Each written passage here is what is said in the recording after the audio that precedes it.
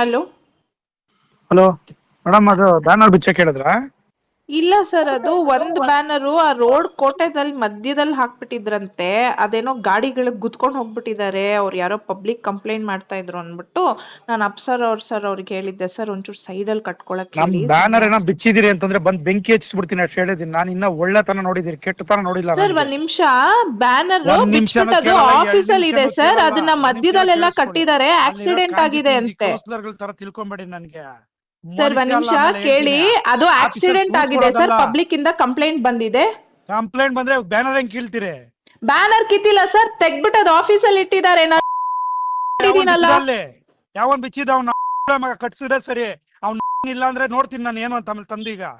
Sir ಹಂಗೆಲ್ಲ ಮಾತಾಡ್ಬೇಡಿ, ಅದ್ ನಮ್ ಎಂಪ್ಲಾಯೀಸ್ ಗಳು ಬಿಚ್ಚಿರೋದು, ಅಲ್ಲಿ ಏನ್ ಆಕ್ಸಿಡೆಂಟ್ ಬೇಕು ಆಗಿದೆ, ಮಾತಾಡ್ಬೇಡಿ. ಅದಕ್ಕೆ ತೆಗ್ದಿಟ್ಟಿದ್ದಾರೆ ಸರ್ ಆಫೀಸ್ ಅಲ್ಲಿ ಅದನ್ನ. ಸಲೀಸ ತಿಳ್ಕೊಂಡ್ರೆ ಮನುಷ್ಯ ಅಲ್ಲ, ನಾನು ಹೇಳಿರ್ತೀನಿ ಈಗ.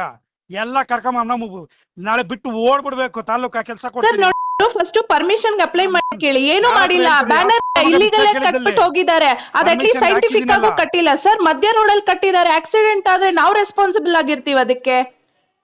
ಲಾಸ್ಟ್ ಟೈಮ್ ಹಂಗೆ ಅಲ್ಲಿ ಕಟ್ಟಿದ್ ಬ್ಯಾನರ್ ಬಿಚ್ಚ MLA ಬ್ಯಾನರ್ ಕಟ್ಸಿದೀನಿ ನೀನು. ಈಗ ಹೇಳ್ತಾ ಇದೀನಿ, ಒಳ್ಳೆ ತರವಾಗಿದ್ರೆ ಸರಿ. ಏನಿಲ್ಲ ಡಿಫರೆನ್ಸ್ ಮಾಡ್ರೆ ಅವ್ನು ಬೆಳಗ್ಗೆಯಿಂದ ಒಂದ್ ಸೆಕೆಂಡ್ ಕೆಲಸ ಮಾಡಕ್ಕಾಗಲ್ಲ. ನೋಡಿ ಸರ್, ನೀವು ಕರೆಕ್ಟ್ ಆಗಿ ಮಾತಾಡಿ ಸರ್. ಇಲ್ಲಿ ಎಂಪ್ಲಾಯೀಸ್ ಗಳ ಮೇಲೆ ಅಂತೆಲ್ಲ ಬೈಬೇಡಿ. Everybody has a responsibility. ನೀವು ಅಲ್ಲಿ ಅವ್ರಿಗೆ ಫಸ್ಟ್ ಆಫ್ ಆಲ್ ಅವ್ರ ಪರ್ಮಿಷನ್ ಕೊಟ್ಟೆ, ತಗೊಂಡೇ ಇಲ್ಲ ಅವರು.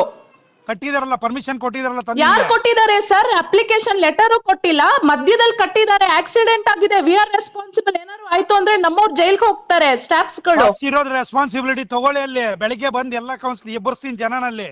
ಬಂದು ಹೊಡಿತಾ ಇದ್ರೆ ಚಪ್ಲಿಲಿ ಹೊಡಿಸ್ಕೊಬೇಕು ಸರ್. ಯಾಕೆ ಮಾಡ್ತಾರೆ? ಅಟ್ಲೀಸ್ಟ್ ಕಟ್ಬೇಕಾದ್ರೆ ಕೇಳ್ಬೇಕಲ್ವಾ? ಸರ್ಕಲ್ ಮಿಡಲ್ ಅಲ್ಲಿ ಕಟ್ಟಿ. ನೋಡಿ, ನಿಜಕ್ಕೂ ಈ ರಾಜೀವ್ ಗೌಡ ಅವರ ವರ್ತನೆ ಮಿತಿ ಮೀರಿದೆ ಅಂತ ಅನಿಸ್ತಾ ಇದೆ. ಏನೋ ಗೊತ್ತಿಲ್ಲ, ಎಲೆಕ್ಷನ್ಗೇನೋ ನಿಂತಿದಂತೆ, ಸೋತಿದ್ರು, ಮತ್ತೆ ಏನೋ ರಾಜಕೀಯವಾಗಿ ಬೆಳಿಬೇಕು ಅನ್ನುವಂಥ ಉದ್ದೇಶ ಇಟ್ಕೊಂಡಿದ್ರು. ಹಿಂಗೆಲ್ಲ ಮಾಡಿದ್ರೆ ಜನ ಸುಮ್ಮನೆ ಬಿಡ್ತಾರಾ? ಓಟ್ ಹಾಕ್ತಾರಾ? ಅದರಲ್ಲೂ ಪ್ರಮುಖವಾಗಿ DCM DK ಶಿವಕುಮಾರ್ ಅವರು KPCC ಅಧ್ಯಕ್ಷರಾಗಿದ್ದೀರಿ. ದಯವಿಟ್ಟು ಈ ಸ್ಟೋರಿಯನ್ನು ನೋಡಿದರೆ ಆ ವ್ಯಕ್ತಿಯ ಮೇಲೆ ಕ್ರಮ ಆಗಬೇಕು. ಒಬ್ಬ ಮಹಿಳಾ ಅಧಿಕಾರಿಯ ಮೇಲೆ ತಮ್ಮ ಕೆಲಸದಲ್ಲಿ ಮೂಗು ತೂರಿಸೋದಲ್ಲದೆ, ಕೆಟ್ಟ ಅವಾಚ್ಯ ಶಬ್ದಗಳಿಂದ ನಿಂದಿಸೋದು ಅಲ್ಲದೆ ಪ್ರಾಣ ಬೆದರಿಕೆಯನ್ನು ಕೂಡ ಹಾಕ್ತಾ ಇದ್ದಾರೆ. ಏನು ಕ್ರಮ ತೆಗೆದುಕೊಳ್ತಾರೆ DK ಶಿವಕುಮಾರ್ ಅವರು? ಏನು ತೆಗೆದುಕೊಳ್ತಾರೆ ಕಾಂಗ್ರೆಸ್ ಪಕ್ಷದವರು?